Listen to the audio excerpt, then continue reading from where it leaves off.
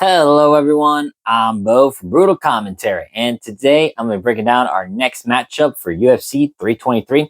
In this one, we got an interesting light heavyweight showdown as Ibo Aslan takes on Iwo Baraniewski. On paper, it looks like power and experience meets youth, explosiveness, and unfinished upside. As Aslan more or less brings veteran know-how because he is the UFC veteran. This one being 2-2 in the promotion and by far more fights. While Iwo, undefeated, 6-0 prospect from Poland, 27 years old, so he's pretty young for the division.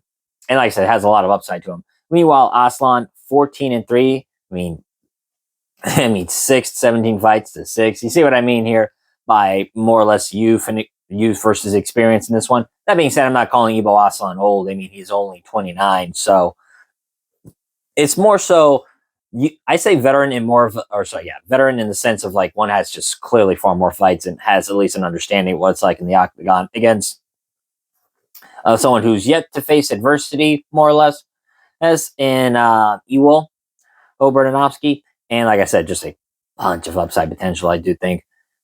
Excuse me. And as I said, Baraniewski arrives, like I said, undefeated. It's like, no, full of momentum and hungry to prove himself on the big stage. So, without further ado, let's break down this fight. Because if there is one thing I could say about this fight, it is destruction. I mean, you look at both their records, right? Iwo, 6-0, has never gone to the scorecards in his pro career. He has 4 knockouts, 2 submissions. Meanwhile, you have Ibo Aslan, who has never won a fight via decision. All 14 of his wins are by knockout or TKO. So, yeah, this fight is destruction, pure and simple. So looking at Ibo Aslan,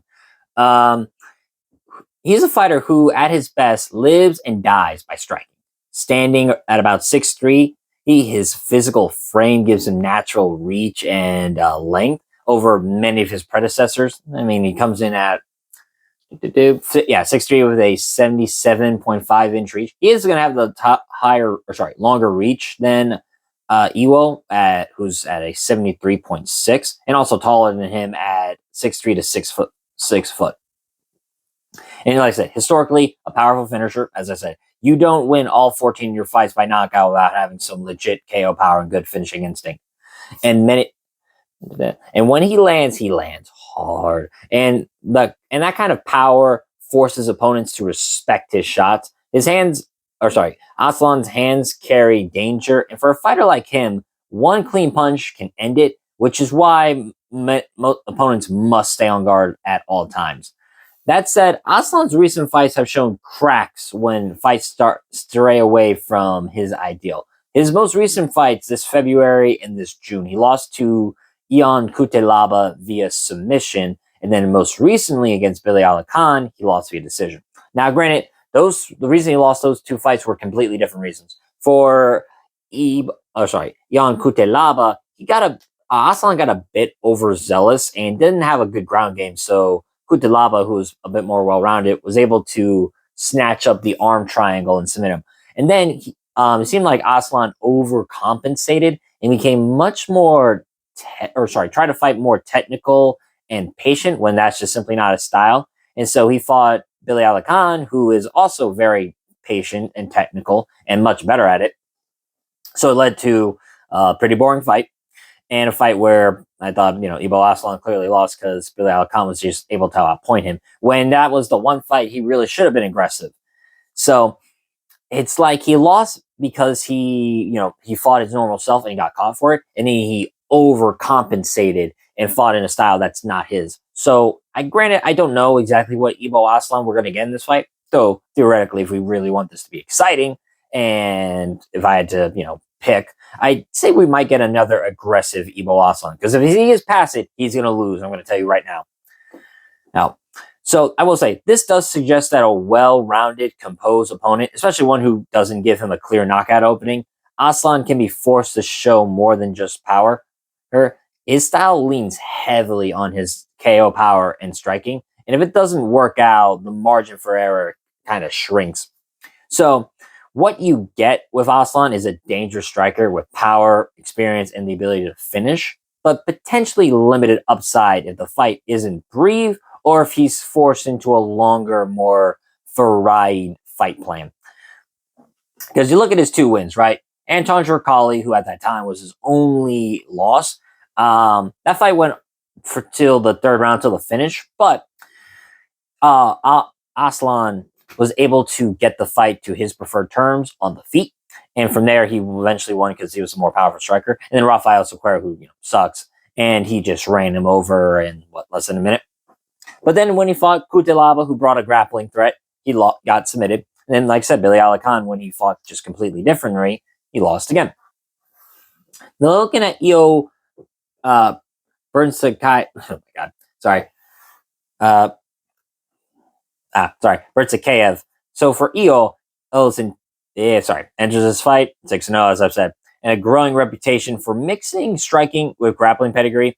As I said, he stands at 6 foot at the light heavyweight division with a background rooted not just in striking, but also judo and submission wrestling grappling. A foundation that does gives him some versatility. Now, you see on his Contender Series fight, which was very, very brief, he ended the fight basically in one shot. And he does have that kind of knockout power, same as Aslan. But as I said, Iwo is pretty well-rounded, I'd say. He actually does have submissions on his record, albeit those were the first 2 fights in his career, and they were against 2 fighters who were like, for, kind of disrespectful to say this, unfortunately, but I don't think will be in the UFC. Still, it shows that he's a well-rounded threat. So, Iwo isn't just a striker. He's shown that he can finish by knockout and submission. That's a dual threat, a stand-up and grappling. Can make him unpredictable at times. Like, what's he going to go to in this fight? Is he just going to strike with Aslan, or is he going to mix it up with his takedowns and grappling? So opponents can't just prepare for his striking. They must respect his ability to take fights on the ground, mix transitions, or catch them off balance when they expect punches. Like I said, he also brings youth, momentum, and hunger. As I said, 27 in this division is pretty young, and he's got plenty of upside. He's coming in fresh, undefeated, and likely less pressure like a veteran with past losses. That freedom often lets fighters perform with confidence and adaptability, especially early in their UFC tenure where they're making their debut on a big number event too.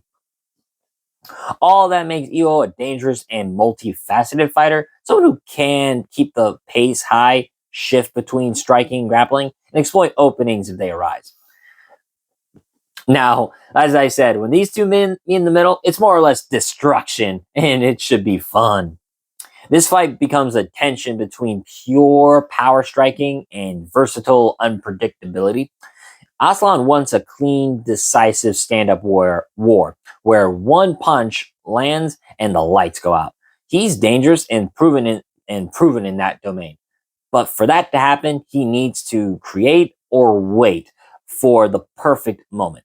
If Iwo can avoid that clean opening, keep distance, defend well, and possibly change levels, Aslan's path to the knockout becomes much more narrow. For Iwo, his strengths lie in adaptability.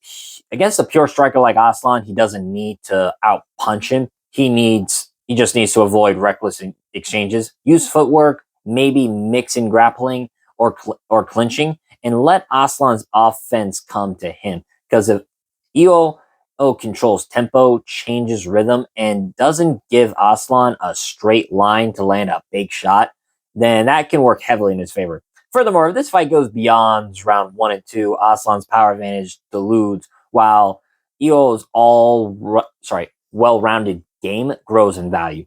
Because conditioning, fight IQ, and adaptability, these become more important than just heavy hands. And so, in other words, this clash isn't just about who's going to hit harder.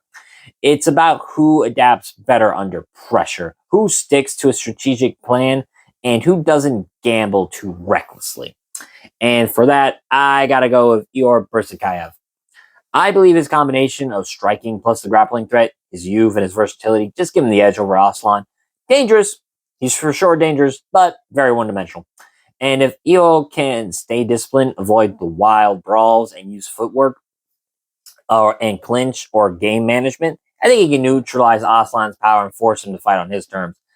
Honestly, I don't think he needs a perfect fight. He just needs to stay smart, stay unpredictable, and capitalize on openings when Aslan overcommits or gets tired. So I'm going to go with Bertakayev. I apologize if I butchered your name, by the way. And I think he can get the submission win in this one. Like I said, Ibo Aslan does not have good submission defense. You saw with Ion Kutelaba. I think he also lost to Anton Tricali via submission, if I'm not mistaken. And so I think EO can get, a submission win under this one too. So once again, I'm going Ior Bertakayev, and I'm picking him via submission. And yeah, I was correct. Anton Tricali and Ivo Kutelaba submitted him. And like I said, I think that can happen again. But with that being said, that's been my prediction of this fight. If you like the video, leave a like and subscribe, and leave a comment down below on who you think is going to win. But until then, I've been Bo from Brutal Commentary. Stay calm, stay respectful, and enjoy the violence. See y'all next time.